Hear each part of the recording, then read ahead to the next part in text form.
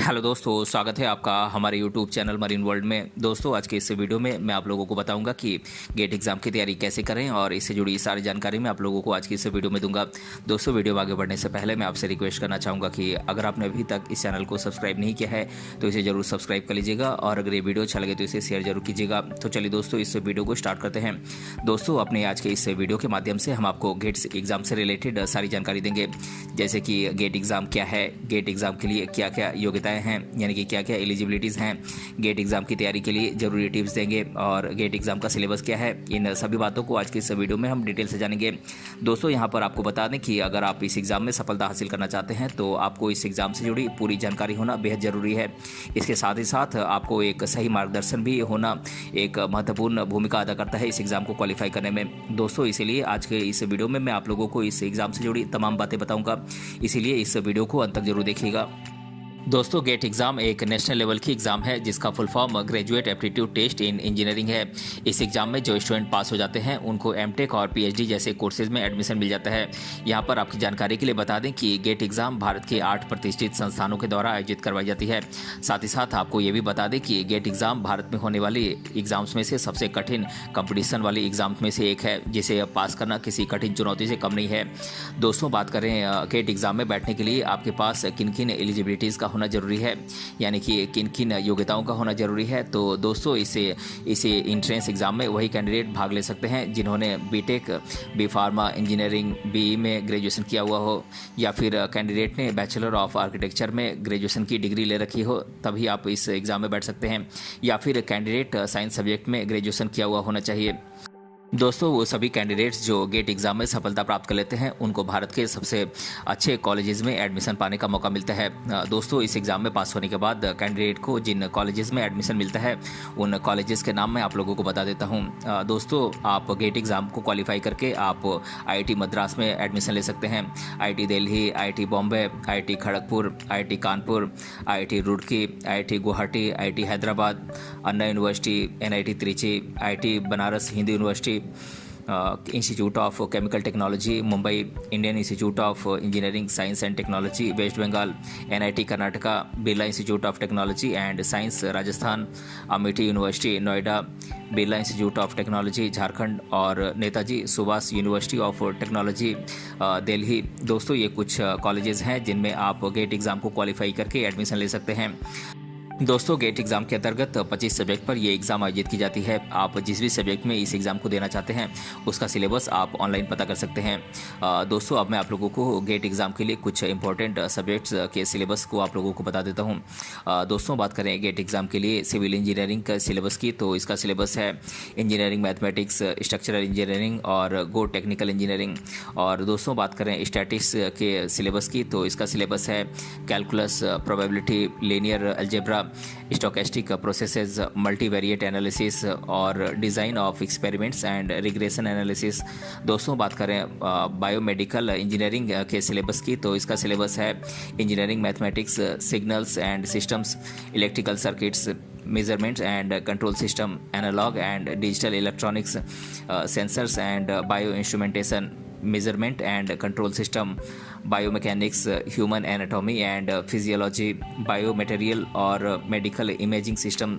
और दोस्तों, बात करें इलेक्ट्रॉनिक्स एंड कम्युनिकेशन इंजीनियरिंग के सिलेबस की, तो इसका सिलेबस है engineering mathematics, networks, electronic devices, signal and system, digital circuit और एनालॉग सर्किट।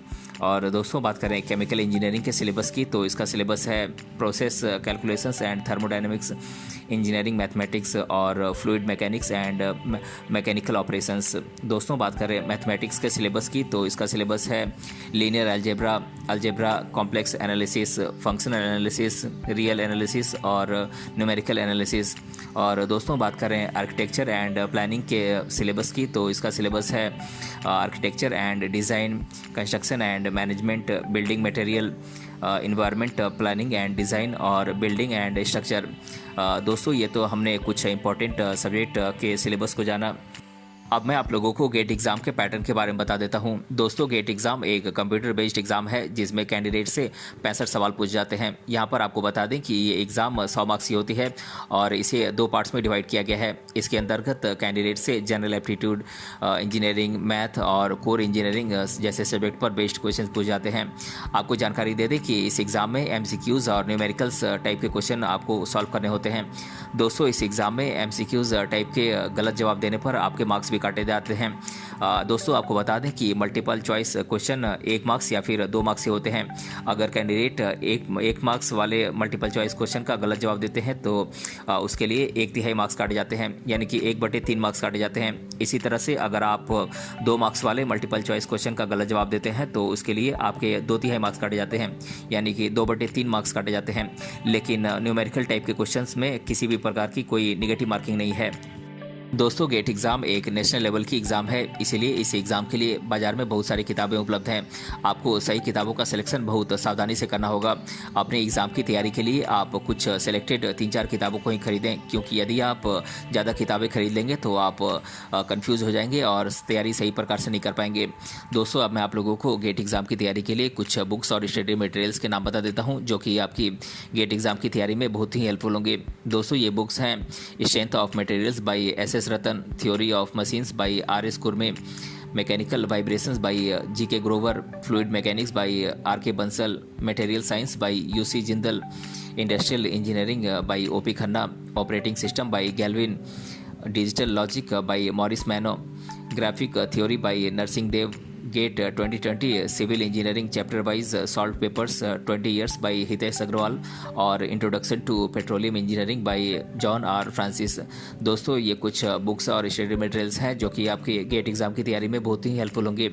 दोस्तों, गेट एग्ज़ाम में सफल होना बहुत ही कठिन है, लेकिन नामुमकिन नहीं है। अगर आप कड़ी मेहनत करेंगे तो निश्चित तौर पर आपको सफलता जरूर मिलेगी, लेकिन मेहनत के साथ साथ आपको इस एग्ज़ाम की तैयारी बहुत ही धैर्य, दृढ़ संकल्प और उचित रणनीति के साथ करनी होगी। दोस्तों, सबसे पहले आपको इस एग्ज़ाम के पैटर्न और सिलेबस को समझना होगा और जिन सब्जेक्ट पर बेस्ड क्वेश्चंस पूछे जाते हैं उसके बारे में जानकारी इकट्ठा करनी होगी। दोस्तों, जब आपको सिलेबस और पैटर्न की अच्छी तरीके से जानकारी हो जाए उसके बाद आप सभी सब्जेक्ट की पढ़ाई बहुत अच्छी तरीके से करें और पढ़ाई करते समय नोट्स भी बनाएं। दोस्तों, ये नोट्स आपके उस समय काम आएंगे जब आप सिलेबस को रिवाइज करेंगे। यहाँ पर एक बात आप अच्छी तरीके से समझ लीजिए कि गेट एग्ज़ाम का बहुत बड़ा सिलेबस है और आपको जिस सब्जेक्ट का अच्छा नॉलेज है आप उस सब्जेक्ट को ही चुनें। दोस्तों, अपनी ये एग्ज़ाम की तैयारी के लिए आपको एक टाइम टेबल भी बनाना होगा। जिस समय आप टाइम टेबल बनाएं उस समय आप सभी सब्जेक्ट के लिए अलग अलग टाइम निर्धारित करें। जो सब्जेक्ट आपको ईजी लगता है उसके लिए आप कम समय दें और जो सब्जेक्ट आपको टफ लगता है उसके लिए आप ज़्यादा समय दें। दोस्तों, जब आपका पूरा सिलेबस कंप्लीट हो जाए तो आप खुद को एवेल्यूएट करें कि आपको कितना सिलेबस समझ में आया है या फिर आप एग्ज़ाम को सॉल्व करने की कितनी क्षमता रखते हैं।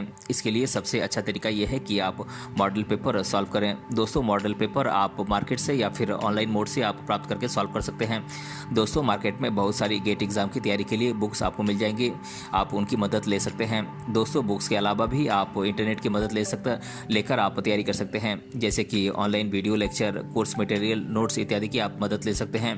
दोस्तों, प्रीवियस ईयर के क्वेश्चन पेपर्स को आप इकट्ठा करें और उनको अच्छी तरीके से समझें और जब समझ में आ जाए तो उन्हें सॉल्व करने की कोशिश करें। दोस्तों, इस तरह से आपको एग्ज़ाम का कॉन्सेप्ट भी समझ में आ जाएगा और आप एग्ज़ाम के लिए खुद को तैयार कर पाएंगे।